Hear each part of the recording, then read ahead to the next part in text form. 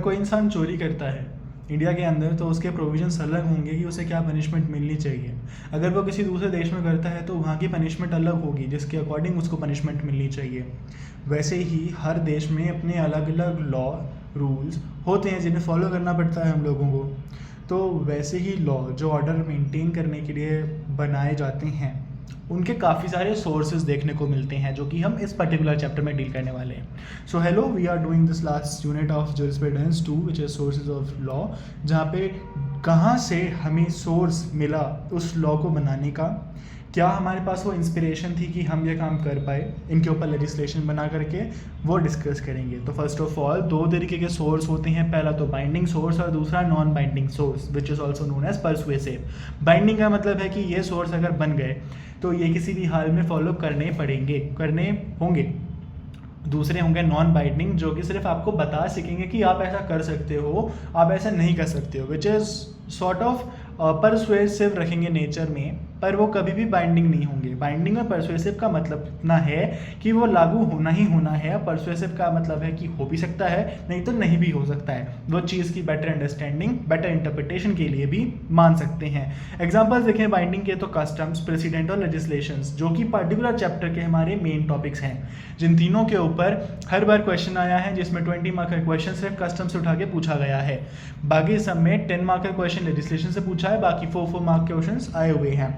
तो अगर कोई भी क्वेश्चन आता है भले ही कस्टम से रिलेटेड, पर आपको लिखना तो पूरा का पूरा ही आंसर पड़ेगा। जहाँ पे ज़्यादा स्ट्रेस जो आप देंगे वो कस्टम्स पे देंगे।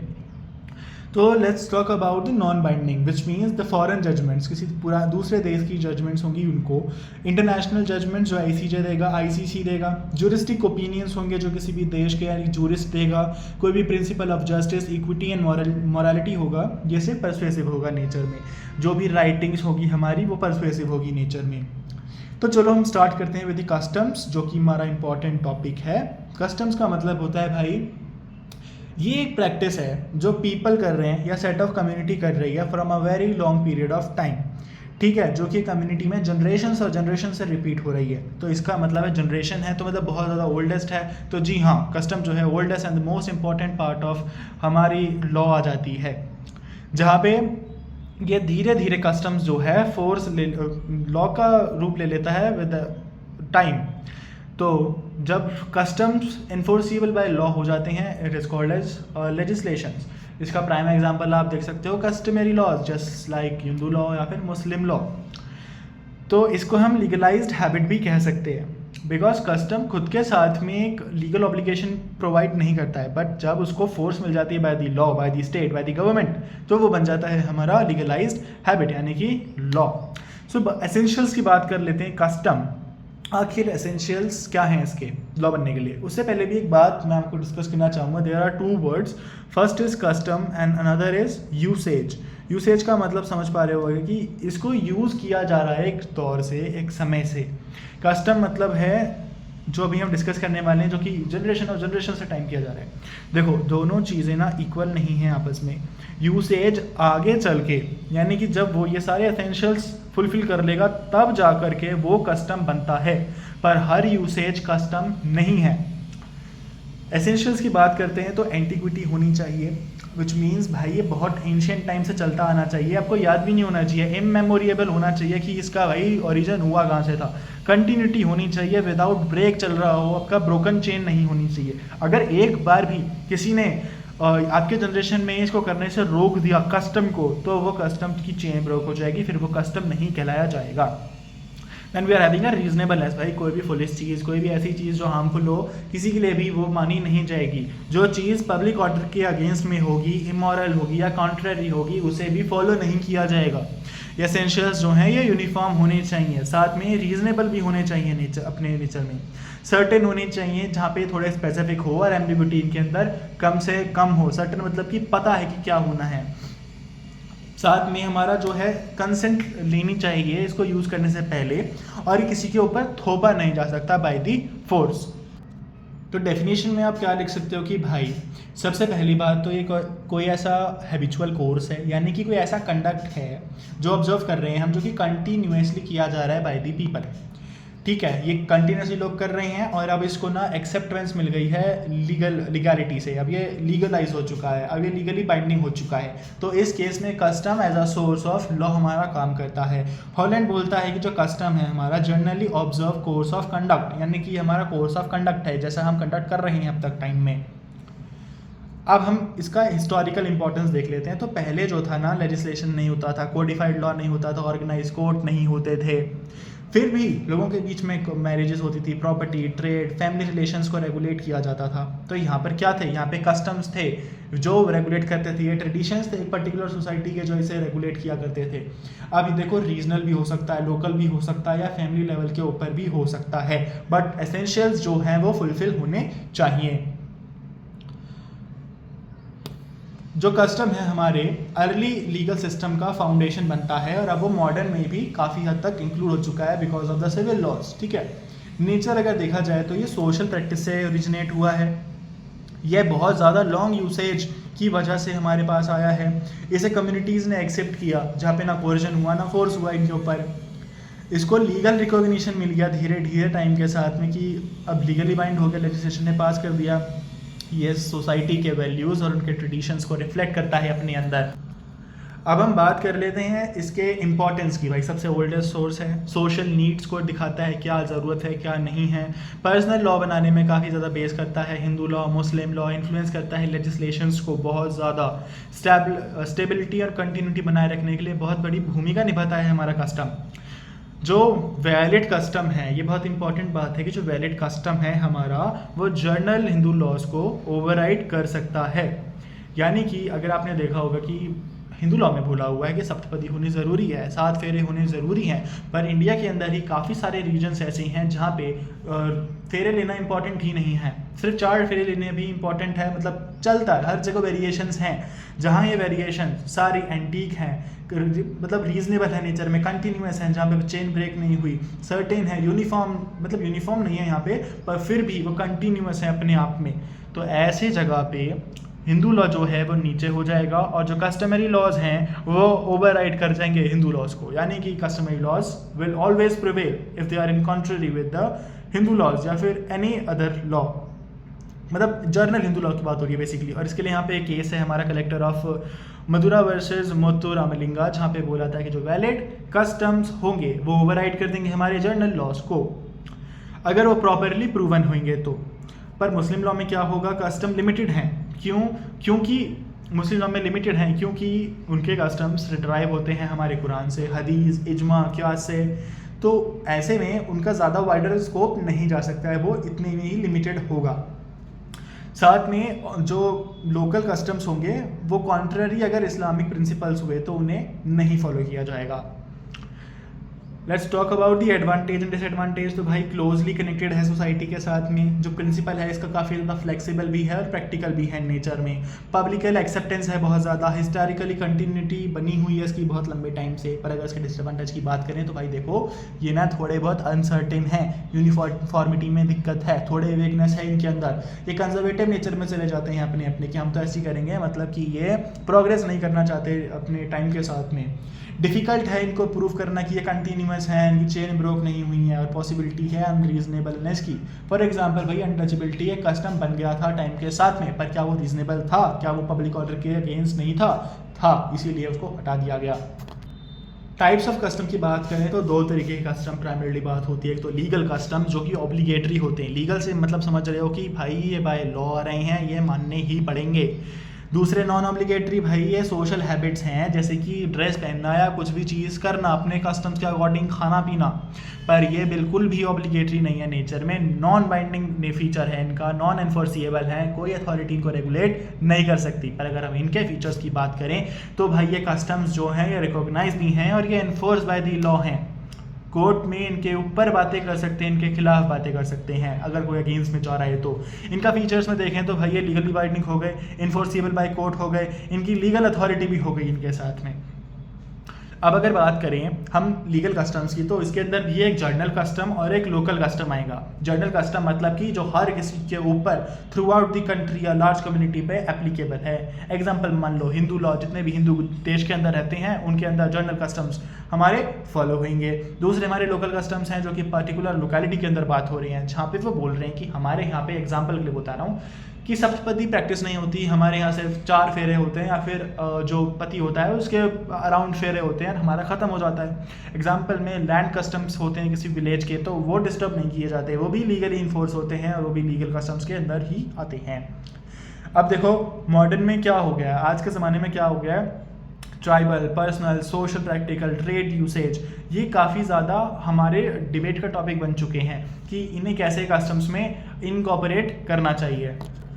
और कस्टम के लिए एक इंपॉर्टेंट केस लॉ लिख सकते हो, ठाकुर गोकुलचंद वर्सेस प्रवीण कुमारी, जहाँ पे बोला गया था कि भाई जो कस्टम है वो एक एंशिएंट होना चाहिए, सर्टेन होना चाहिए, रीजनेबल होना चाहिए, और उसके जितने भी एसेंशियल्स हैं कस्टम्स के वो फुलफिल होने चाहिए। इसके बाद वो कस्टम वैलिड कस्टम कहलाया जाएगा।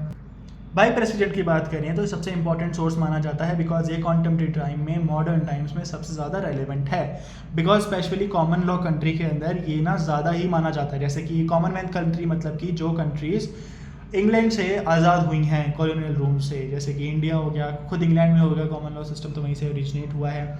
अब जो देखो लॉ बनाने की पावर है वो तो ऑब्वियसली लेजिस्लेचर के हाथ में होती है, तो हम यहाँ पर जुडिशरी को वो पावर क्यों दे रहे हैं, मतलब कि प्रेसिडेंट का मतलब क्या है कि भाई ये जुडिशियल डिसीजन है लॉ बनाने का, लॉ बनाने की पावर लेजिस्लेचर के पास है, पर जी हाँ लेजिस्लेचर के साथ साथ जुडिशरी की भी पावर है लॉ में कंट्रीब्यूट करने के लिए, इसीलिए इसको सोर्स ऑफ लॉ भी कहा जाता है। काफ़ी हद तक मान लिया जाता है। अगर ये जो हम डेफिनेशन देखें इसका है कि when legal principal lay down in one case followed in the similar case. मान लो कि अगर एक केस हमारा आया था फॉर एग्जांपल आइडेंटिफिकेशन का, कि ये बंदे को ना अरेस्ट करके ले गई पुलिस और उसका आइडेंटिफिकेशन लिया गया, उसका ब्लड सैंपल, उसका हेयर सैंपल, सारे सैंपल्स लिए गए। अब केस आया कि भाई आपने इसका नार्को एनालिसिस नहीं कर सकते, सेल्फ इंक्रिमिनेटरी है और ये हमारे फंडामेंटल से खिलाफ है, मान लिया जाएगा इस बात को। और यही केस अगर दोबारा आएगा कि भाई इन्होंने तो हमारी ब्रेन मैपिंग करवा ली, ठीक है, सेल्वी वाले केस में, तो वहाँ पे कोर्ट ने सिंपली कह दिया कि आप नार्को एनालिसिस नहीं कर सकते, आप ब्रेन मैपिंग एनालिसिस नहीं कर सकते, आप पॉलीग्राफी एनालिसिस नहीं कर सकते, आप सिर्फ फिजिकल एविडेंसेस ले सकते हो, बायोलॉजिकल एविडेंसेस ले सकते हो, पर आप किसी के मेंटल या टेस्टामेंटरी एविडेंसेस नहीं ले सकते। तो ये क्या हुए, ये बन गए प्रेसिडेंट। अगर कोई भी केस ऐसा आएगा जहाँ पे बोला जाएगा कि इन्होंने हमारा जो है मेंटल टेस्टमनी निकालने की कोशिश करी है, टेस्टामेंटरी एविडेंस निकालने की कोशिश करी है हमारे दिमाग के अंदर से, फ्रॉम आवर ब्रेन, तो ये हमारा वॉलेटिव होगा फंडामेंटल राइट्स। तो यहाँ पर जो सेल्वी वाला केस था वो एप्लीकेबल होगा एज अ प्रेसिडेंट, यानी कि laws made by the judiciary. और यहाँ पे एक इम्पॉर्टेंट टर्म होगी लैटिन की जो हमारे होती है स्टेरे डिसीसेस, जिसका मतलब होता है to stand by the things which is decided, यानी कि ये प्रिंसिपल है जो कि फॉलोड है कि जो चीज़ ऑलरेडी किसी एक पुराने केस के अंदर निकाल ली गई है, ढूंढ ली गई है, उसको हम दोबारा से वही चीज़ अप्लीकेबल करेंगे उसके ऊपर भी एट एनी कॉस्ट। और फिर ये बाइंडिंग फोर्स की भी होती है अपने आप में, इसको आप ऐसे ही टरका नहीं सकते। साल्मन यहाँ पे डेफिनेशन देते हैं जो कि रेशियो डिसीडेंडाई की बात करती है। ये बोलती है कि भाई जो जुडिशियल डिसीजन होता है, जो उसका लीगल प्रिंसिपल है, वो अपने अंदर ऑथेंटेटिव एलिमेंट रखता है जिसको हम रेशियो डेसिडेंडी कहते हैं, जो कि हर हाल में फॉलो करना ही पड़ेगा, जिसके बारे में अभी हम डिस्कस करेंगे फर्दर क्लास में। भाई देखो ये ओरिजिनल कहाँ से हुआ इसका बात कर लेते हैं। डेवलप मेनली इंग्लैंड में, जैसे हमने कॉमन लॉ सिस्टम में अभी बात करी। जजेस जो हैं अब वो क्यों डिसाइड करते हैं किसी चीज़ के ऊपर, क्यों, क्या फ़ायदा होता है भाई? अर्लियर डिसीजन फॉलो करने का फ़ायदा होता है कि कंसिस्टेंसी बनी रहती है, कोर्ट अपने अगेंस्ट में नहीं जाता है, स्टेबिलिटी बनी रहती है, प्रिडिक्टेबिलिटी रहती है कि भाई अगर मेरे जो सैंपल्स लिए थे वो मेरे नेल्स के थे, मेरे हेयर के थे, और मैं अगर केस करने जा रहा हूँ तो मुझे पता है कि सैलरी वाले ने बोला था कि आप फिजिकल एविडेंसेस ले सकते हो बॉडीज़ के, बायोलॉजिकल एविडेंस ले सकते हो, तो मेरे को प्रेडिक्ट करना आसान है कि भाई ये तो रिजेक्ट ही होने वाली है। साथ में अगर नेचर की बात कर लेते हैं तो ये जजमेज लॉ हैं, प्रीवियस डिसीजंस के ऊपर बेस करते हैं, बाइंडिंग भी होते हैं और परसुएसिव भी होते हैं नेचर में, यानी कि ऑबिटर डिक्टा और रेशियो डेसिडेंडी भी होते हैं नेचर में, जो भी डिस्कस करेंगे, डोंट गेट कंफ्यूज। इंश्योर करते हैं सर्टेनिटी इन लॉ के अंदर, लॉ को सर्टेन बनाते हैं, अनसर्टेन और एम्बिग्युइटी को हटाने की कोशिश करते हैं। ये जुडिशियल इंटरप्रिटेशन के थ्रू ना धीरे धीरे इवॉल्व होते रहते हैं। चाहे तो जो कोर्ट है वो दोबारा रिव्यू कर सकती है अपने जजमेंट की, बड़ी बेंच बिठा करके उसको दोबारा से दिखवा सकती है, तो इंटरप्रिटेशन चलता रहता है।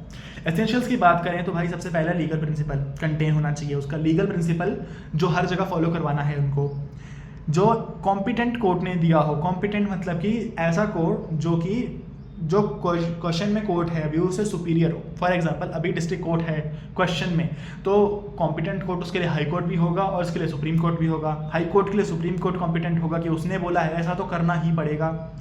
Applicable to the similar facts, यानी कि ऐसे केसेस जहाँ पे सिमिलर फैक्ट्स की बात चल रही है वहाँ पे माना जाएगा एसेंशियल्स। साथ में जो इसका नेचर है अथॉरिटेटिव होना चाहिए, माना ही जाना चाहिए किसी भी कॉस्ट पे। अब डिस्कस कर लेते हैं भाई, एक जजमेंट के अंदर ना हर चीज़ जो है वो प्रेसिडेंट नहीं होती, हर चीज़ एसेंशियल नहीं होती, हर चीज़ जो है वो मानी नहीं जाती, बाइंडिंग नहीं होती नेचर में। इसीलिए है जजमेंट के दो पार्ट होते हैं, पहला होता है एसेंशियल पार्ट और दूसरा होता है non essential part. A ratio decidendi is essential part जो कि बाइंडिंग होती है नेचर में, जो कि बाइंडिंग होती है, और जो हमारा ऑबिटर डिक्टर होता है ये हमारा नॉन बाइंडिंग होता है नेचर में, और ये सिर्फ परसुएसिव होता है नेचर में। अब डिफरेंस क्या है दोनों में? बेसिकली ये है कि रेशियो डेसिडेंडी ना लीगल प्रिंसिपल और रीजन ऑफ द डिसीजन देती है। जो लीगल रीजन है ये हर जगह एप्लीकेबल होगा, सेम फैक्ट जहाँ पे भी एप्लीकेबल होंगे। पर जो ऑबिटर डिक्टा है ये स्टेटमेंट होगी बाय द जज, जो कि नॉन एसेंशियल है दूसरे डिसीजंस के लिए, क्योंकि ये सिर्फ उसी पर्टिकुलर केस के बारे में बात कर रहे हैं। जजेस जो है अपनी एडिशनल ऑब्जर्वेशन या सजेशंस जो होते हैं वो यहाँ पर देते हैं, इसलिए ये ऑबिटर डिक्टा होता है। दूसरे में कोर्ट यहाँ पर एग्जाम्पल के लिए ड्यूटी ऑफ केयर को एक बताते हैं, रिक्वायरमेंट बताते हैं नेग्लिजेंस के लिए। तो ये प्रिंसिपल है जिसको हम रेशियो डेसिडेंडी बोलेंगे। बाइंडिंग पार्ट है जजमेंट का और ये नॉन बाइंडिंग पार्ट है, क्योंकि ये जस्ट एक रिमार्क है जज का। साथ में इसको हार्ट ऑफ प्रेसिडेंट भी कहा जाता है, इसीलिए बिकॉज इसकी वजह से जजमेंट बेस करती है अपने ऊपर। अब क्यों करती है, क्यों बाइंडिंग नेचर होता है? इसकी पावर आती है सुप्रीम कोर्ट के पास बाय द आर्टिकल 141, जो कहती है, जो कि law declare by the supreme court ना बाइंडिंग होगा जितने भी सबऑर्डिनेट कोर्ट्स हैं उसके नीचे। क्यों? For the uniformity in the legal system, ताकि कोई भी कॉन्ट्राडिक्टरी बातें ना करे और चीज़ें ज़्यादा सर्टेन और प्रिडिक्टेबल बने। सुप्रीम कोर्ट जो है binding on all the courts, किन कोर्ट्स पे? High court and district courts पे। अब ये जो हाई कोर्ट है, ये 25 हाई कोर्ट हैं देश के अंदर, तो जो अपने स्टेट का डिसीजन होगा इनका वो बाइंडिंग होगा इनके सबऑर्डिनेट कोर्ट यानी कि इनके डिस्ट्रिक्ट कोर्ट्स पे अपने रिस्पेक्टिव स्टेट्स के अंदर। जो डिस्ट्रिक्ट कोर्ट का डिसीजन होता है वो किसके ऊपर बाइंडिंग होगा? इससे नीचे तक कोई भी कोर्ट आएगा ही नहीं, क्योंकि तालुका कोर्ट्स हैं वो इनका कुछ ऐसा रिलेशन है नहीं, तो इनका जनरली नॉन बाइंडिंग होता है। और ये कोर्ट ऑफ रिकॉर्ड्स भी होते हैं, इसलिए रिकॉर्ड भी होते हैं और ये माने भी जाते हैं। ये हायरार्की भी है हमारे इंडियन जुडिशियल सिस्टम की। अब बात कर लेते हैं किसके ऊपर बाइंडिंग नहीं होगा। भाई सबसे पहले तो डिस्टिंग्विशिंग होगा। अगर किसी के भाई मटेरियल फैक्ट्स ही डिफरेंट हैं, बात चल रही है आपके यहाँ पे फिजिकल एविडेंसेस, बायोलॉजिकल एविडेंसेस लेने की, और अगर बीच में कोई बात आ जाती है सिविल केस की, फॉर एग्जांपल मर्डर की केस की बात आ जाती है, सॉरी मर्डर तो क्रिमिनल हो गया, सिविल केस मतलब कि शादी की बात आ जाती है, प्रॉपर्टी की बात आ जाती है, तो भाई मटेरियल फैक्ट्स ही डिफरेंट हैं, आप डिस्टिंग्विश है बिल्कुल नहीं कर सकते उसको। कई बार पे डिसीजन इग्नोर कर दिया जाता है, स्टैट्यूट्स और बाइंडिंग अथॉरिटीज़ को भूल दिया जाता है, ऐसे में हो जाता है ओवर रूल हो जाता है, यानी कि जो जजमेंट सुप्रीम कोर्ट ने निकाला या किसी भी कॉम्पिटेंट कोर्ट ने निकाला उसको उससे भी बड़ी बेंच ने जो है उसको ओवर रूल कर दिया, उसको चेंज कर दिया। देन रिवाइसिंग, यानी कि हाई कोर्ट तो अपने डिसीजंस को चेंज भी कर सकता है। अगर कोई अपील आती है और उनको सच में लगता है कि भाई हाँ चेंज करने की ज़रूरत है, तो सुप्रीम कोर्ट भी उस चीज़ को रिवाइज कर सकता है। अब कोई अगर डिफेक्टिव प्रेसिडेंट है तो भाई उसे ऑब्वियसली फॉलो नहीं किया जाएगा। इंपॉर्टेंस की बात करें तो भाई सर्टेन है, प्रेडिक्टेबल है, यूनिफॉर्म है, साथ में फ्लेक्सिबल है। क्यों? क्योंकि भाई वो ओवररूल भी हो सकता है, उसको रिवाइज भी कर सकते हैं जजेस खुद बैठ के। टाइम सेविंग है, क्योंकि जब आपको पता है कि सेम मटेरियल फैक्ट्स है तो सेम चीज़ें रिपीट होंगी। ग्रोथ ऑफ लॉ है, अब पता लग जाएगा प्रेडिक्टेबिलिटी के बाद कि भाई हाँ कहाँ पे स्कोप जा रहा है, कैसी कैसी बातें चल रही हैं, कोर्ट इंटरप्रिटेशन में हेल्प लेगा इस चीज़ की, जुडिशियल रिव्यू करेगा, कोर्ट की सुप्रीमेसी होगी स्टेब्लिश यहाँ पे, और चेक एंड बैलेंस बनाए रखेगा देश के अंदर, स्टेबिलिटी आएगी, इक्वालिटी प्रमोट होगी, कोर्ट्स जो है सबऑर्डिनेट उनको गाइड करेगा कि उन्हें क्या करना चाहिए, साथ में रूल ऑफ लॉ को भी ये प्रोटेक्ट करेगा। आप इनकी इंपॉर्टेंस में से कुछ भी अगर 4 भी याद कर लेते तो बहुत है आपके लिए। खैर काफ़ी सारे ऑप्शंस मैं देता हूँ आपको याद करने के लिए कि आपको जो इजी लगे, जो आप 10 पढ़ोगे आपको कम से कम 4 तो याद रहेगा दिमाग के अंदर। एक डॉक्ट्राइन है हमारी, जो हमारी है प्रोस्पेक्टिव ओवर रूलिंग, जिसका मतलब है कि जो केस डिसाइड कर दिया जज ने, अगर वो मान लिया जाए कि इसको रिव्यू कर दूँ, फॉर एग्जांपल ये 2000 में केस डिसाइड हुआ और इसके बाद जो इसकी रेसिडेंडाई आई थी उसको चेंज कर दिया, जो इसका लीगल प्रिंसिपल था उसको चेंज कर दिया अपने 2002 वाले केस में। अब देखो जो चेंजमेंट आया है वो प्रोस्पेक्टिव यानी कि आगे आने वाले सारे केसेस पे अप्लाई होगा और रेट्रोस्पेक्टिव नहीं होगा, यानी कि पीछे जो केस डिसाइड हो चुके हैं उस प्रिंसिपल के बेसिस पे उस पर एप्लीकेबल नहीं होगा। इसका ओरिजिन हुआ था Golaknath versus state of Punjab में, जहाँ पे फेयरनेस और स्टेबिलिटी को बनाए रखने के लिए ये प्रिंसिपल को बोला गया था कि जो प्रोस्पेक्टिव ओवर रूलिंग है, यानी कि अगर कोई चीज़ जो प्रिंसिपल आज ओवर रूल कर दिया गया है वो आगे आने वाले केसेस के ऊपर एप्लीकेबल होगा, ना कि रेट्रोस्पेक्टिव। यहाँ पे बात एग्जांपल लेते हैं कि फंडामेंटल राइट्स को एक समय पे बोल दिया गया था कि ये फंडामेंटल राइट्स जो हैं अमेंड कर दिए जा सकते हैं। अब जिस केस में बोला उसमें कर दिया, पर अगले वाले केस में बोला कि फंडामेंटल राइट्स जो हैं अमेंड नहीं कर सकते हैं, सिर्फ बेसिक स्ट्रक्चर जो है उसे अमेंड नहीं कर सकते, मतलब फंडामेंटल राइट्स को कर सकते हैं, बेसिक स्ट्रक्चर को नहीं कर सकते हैं। अब ये वाला जो प्रिंसिपल है यहाँ से ये प्रोस्पेक्टिव यानी आगे आने वाले टाइम में एप्लीकेबल होगा, बिकॉज ये अफेक्ट नहीं करेगा पास्ट को। ठीक है, अब चलो बात भी कर लेते हैं प्रेसिडेंट की। भाई सबसे पहली बात तो ये देखो कि जब आप एक चीज़ को बार बार करवा रहे हो, किसी और से एप्लीकेबल करवा रहे हो बार बार, तो ये स्ट्रिक्ट अडेरेंस जो है तो रिजिडिटी बन गई धीरे धीरे आपकी, और ये ऑब्स्ट्रक्ट करेगा किसी और केस में। फॉर एग्जांपल अगर केस में बात ही चल रही है कोई इंपॉर्टेंस की, और मान लिया कि वो चीज़ ऑलरेडी डिसाइड हो चुकी है सिमिलर फैक्ट्स के साथ में, पर शायद से वहाँ पे अभी भी स्कोप है कुछ और चीज़ निकलने का, तो उस चीज़ को ऑलरेडी ऑब्स्ट्रक्ट करके उसको प्रिडिक्ट कर दिया जाता है कि भाई ये तो पहले वाले केस से सिमिलर लग रहा है, इसे तो यही चेप दो। सेकंड आता है हमारा कॉम्प्लेक्सिटी बढ़ा देता है, कन्फ्यूजन बढ़ा देता है कि भाई अब मैं ढूंढ के लाऊं ये केस आखिर निकला तो निकला कहाँ था। ये वही बात है कि जैसे कि आप मूट कोर्ट के लिए रिसर्च कर रहे हो और आपको रेलेवेंट केस लॉज नहीं मिल रहे हैं। क्यों नहीं मिल रहे हैं? क्योंकि वो तो बेंडिंग नेचर के हैं, तो आपको वो ढूंढने ही पड़ेंगे।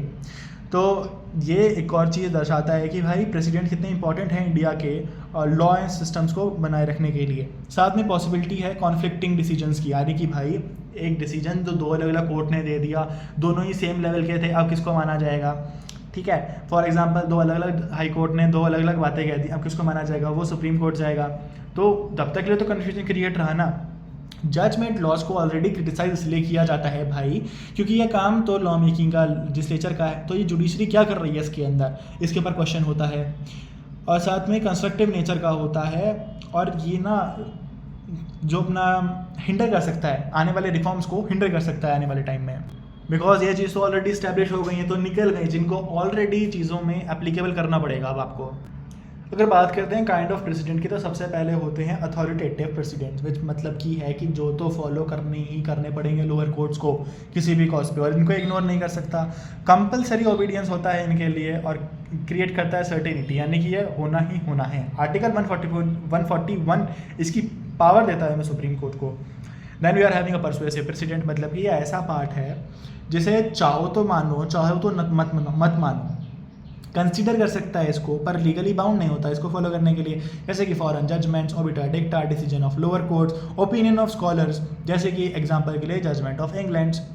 वैसे ही 2 और चीज़ें हैं जो कि इतने ज़्यादा बड़ी नहीं है, पर हमारे अथॉरिटेटिव परसुएसिव ज़्यादा इंपॉर्टेंट थी। ओरिजिनल मतलब कि जिस पहले केस में वो प्रेसिडेंट निकाला गया, लैंडमार्क कॉन्स्टिट्यूशनल जजमेंट किस केस में निकल के आई।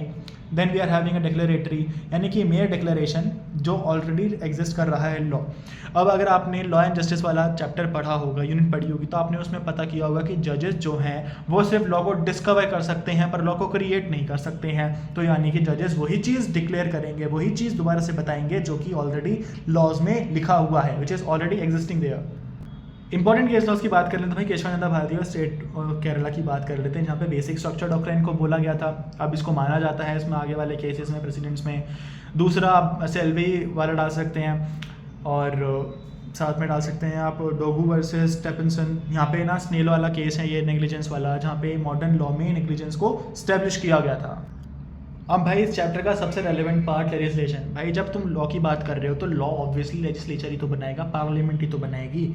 इसीलिए भाई जो लेजिस्लेचर है 2 शब्द से बना है, लेक्स जिसका मतलब होता है लॉ, लैटिन में इसका मतलब। दूसरा है लेटम जिसका मतलब है मेकिंग। तो यानी कि लॉ मेकिंग प्रोसेस है ये, लॉ मेकिंग स्ट्रक्चर है, लॉ मेकिंग बॉडी के बारे में बात हो रही है। सबसे ज़्यादा इंपॉर्टेंट अथॉरिटेटिव सोर्स है।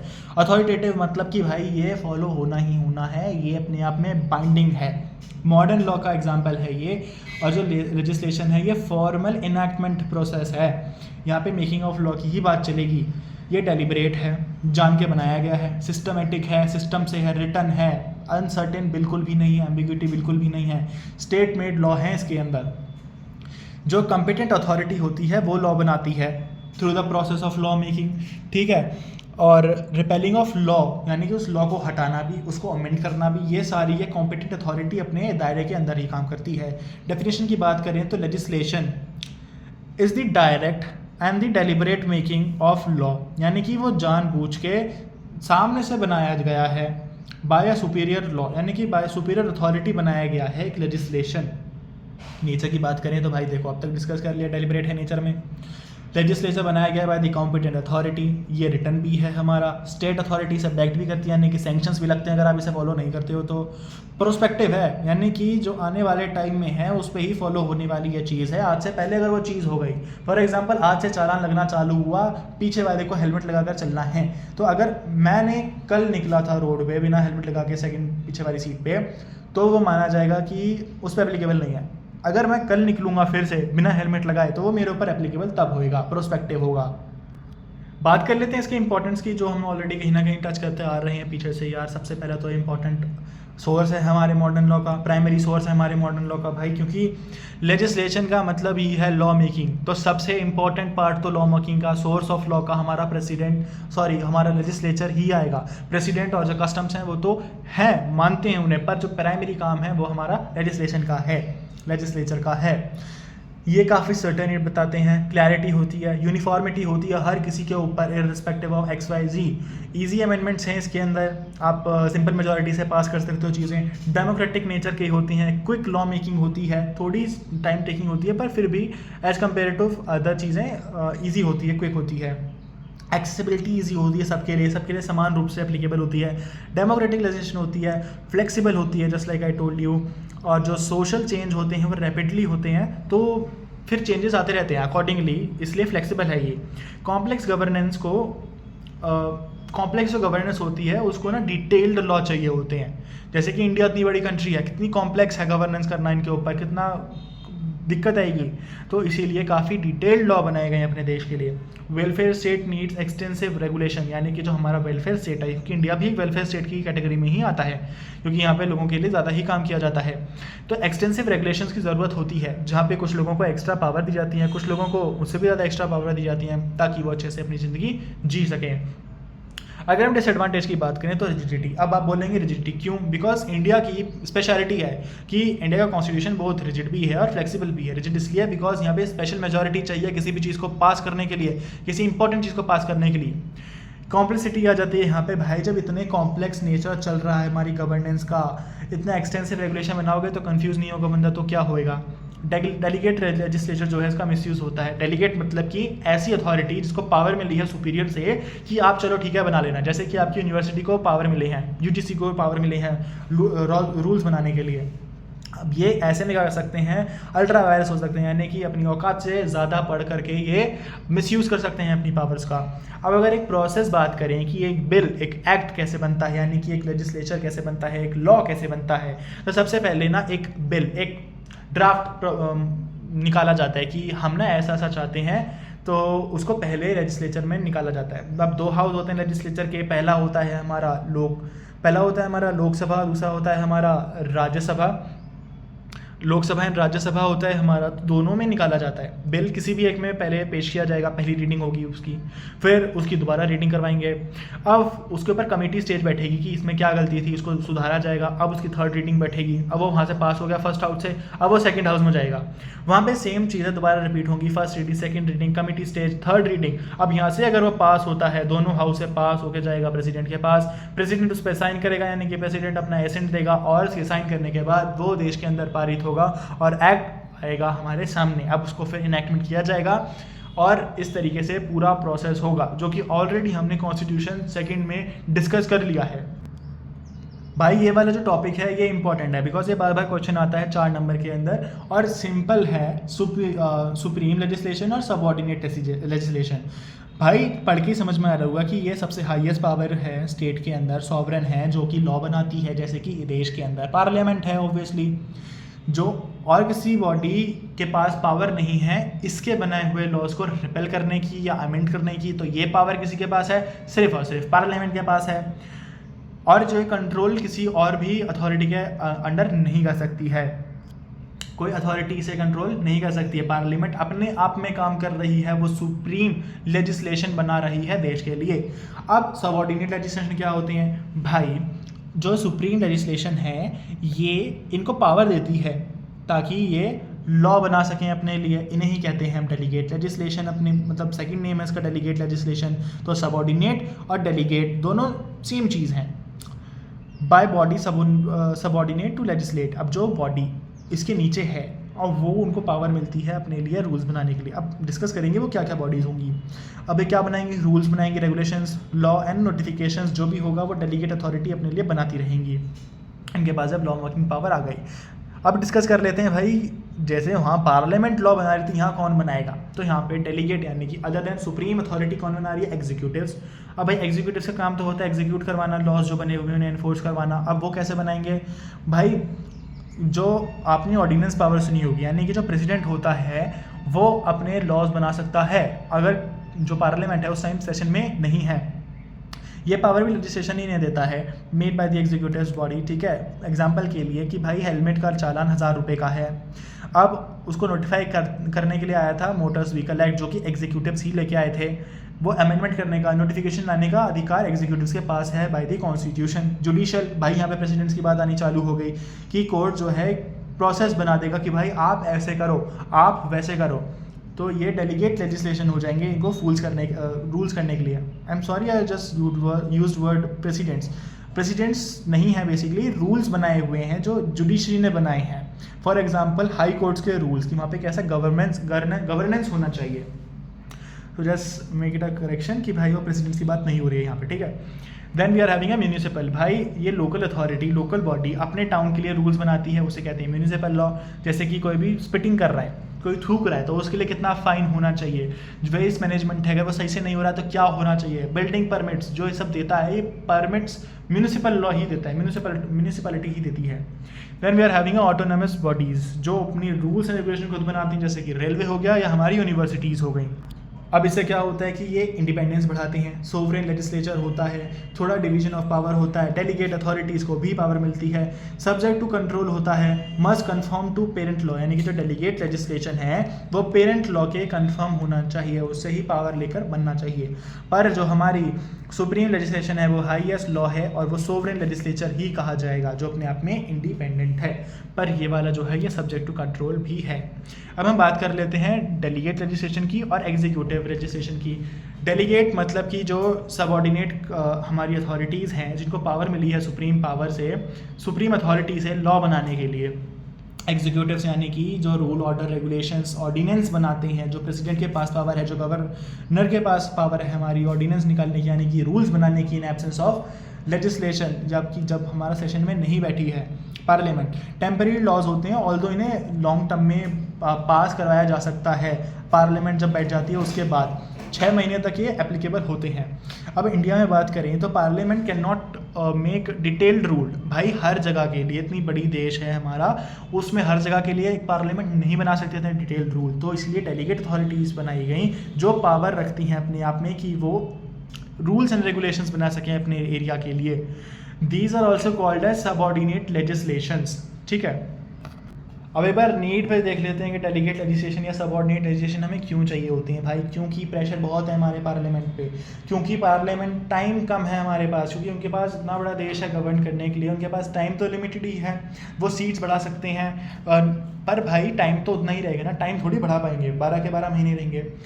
टेक्निकलिटी बहुत होती हैं, एक्सपर्ट की नॉलेज चाहिए होती है, पॉलिटिशियंस जो है ना लैग करते हैं इस चीज़ को, तो इसीलिए डेलीगेट अथॉरिटीज़ होती हैं जो अपने अपने अनुसार अपने अपने स्पेशलाइज फील्ड में अपने लिए लॉ बना लेती हैं। टाइम ऑफ इमरजेंसी होती है जब तो उस जगह ज़रूरत होती है, जैसे कि ऑर्डिनेंस। फ्लेक्सिबिलिटी, क्योंकि भाई चेंज काफ़ी ज़्यादा हो रहा है सोसाइटी के अंदर, डायनामिक है सोसाइटी, तो फ्लेक्सिबिलिटी बनाए रखने के लिए डेलीगेट अथॉरिटीज़ को पावर दी जाती है।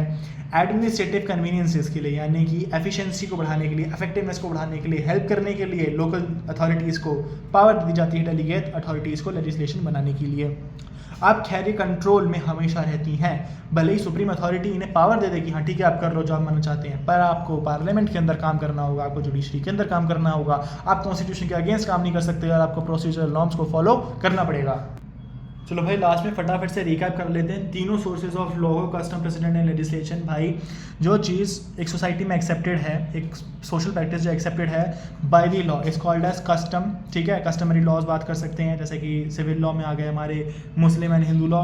प्रेसिडेंट्स जो होते हैं भाई ये जज मेड लॉ होते हैं जो कि बाइंडिंग होते हैं सारे इन केसेस पे जिनके फैक्ट सिमिलर होते हैं। बट जो हमारी लेजिस्लेशन होती है वो law made by the competent authority, यानी कि जो अथॉरिटी पावर रखती है, यानी कि लेजिस्लेचर, यानी कि जो पार्लियामेंट है वो हमारी कॉम्पिटेंट अथॉरिटी है लॉ बनाने के लिए। यहाँ पे बात करते हैं कि सोर्स की, तो सोसाइटी एंड ट्रेडिशंस जो हैं, कस्टम ट्रेडिशंस जो हैं वो हमारे कस्टमरी लॉ के फिर से बन जाते हैं एक सोर्स।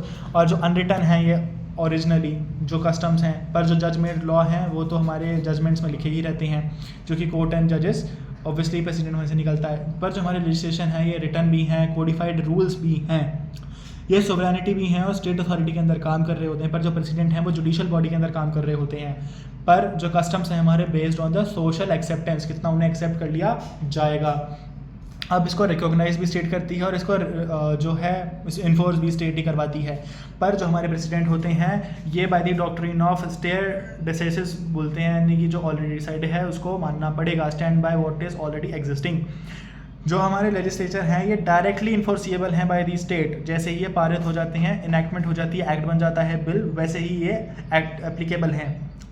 ये लेस सर्टेन हैं, वेग हैं, ये मोर सर्टेन मतलब कि प्रिसाइज हैं, पता है इन्हें क्या करना है, कैसे हैं इन्हें पता है, और ये बहुत ज़्यादा ही प्रिसाइज और सर्टेन है अपने आप में, ये अपने आप को चेंज नहीं कर सकते।